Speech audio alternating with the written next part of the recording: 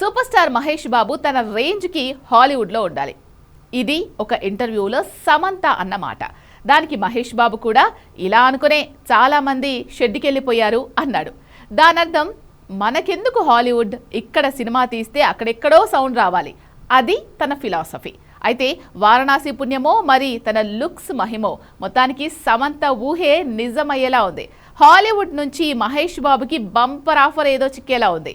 ఎక్కడా న్యూస్ రాలేదు, ఇంకెక్కడా లీకుల షాకులు లేవు. కానీ రాజమౌళి ఈ విషయంలో మహేష్ని హాలీవుడ్కి మరోలా ప్రొజెక్ట్ చేస్తున్నాడా?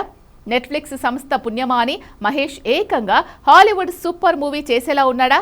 ఇంతకీ ఏ సినిమా, ఏ జానర్? అందుకే తన నెక్స్ట్ ప్రాజెక్ట్స్ విషయంలో సుకుమార్, సందీప్లను హోల్డ్లో పెడుతున్నాడా? Take a look.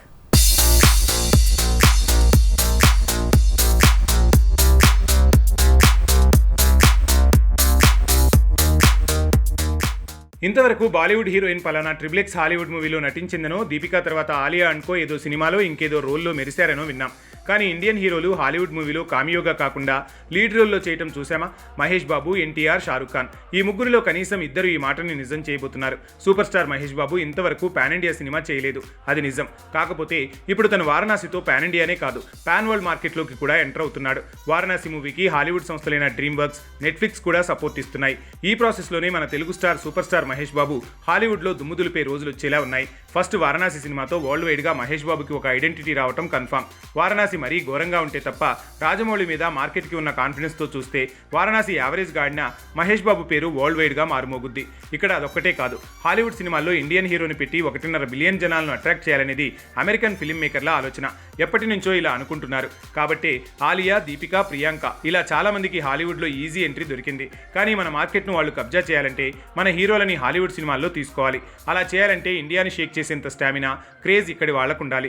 అందుకే బాలీవుడ్ బాద్షా Shahrukh Khan, man of masses ఎన్టీఆర్కి అవెంజర్స్లో సూపర్ హీరో ఆఫర్ దొరికిందనే వార్తలు వచ్చాయి.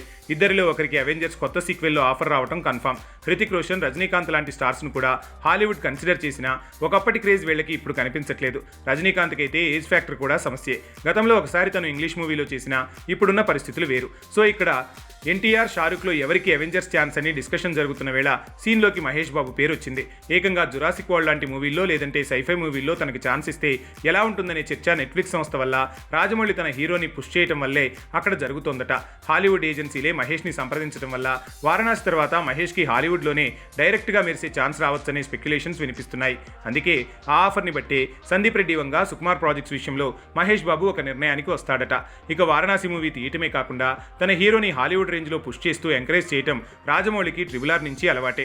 ఎన్టీఆర్, చరణ్కి అమెరికన్ మీడియాలో కావాల్సినంత కవరేజ్ని క్రియేట్ చేసిన తను ఇప్పుడు మహేష్ బాబుని ఎలివేట్ చేసే పనిలో ఉన్నాడు.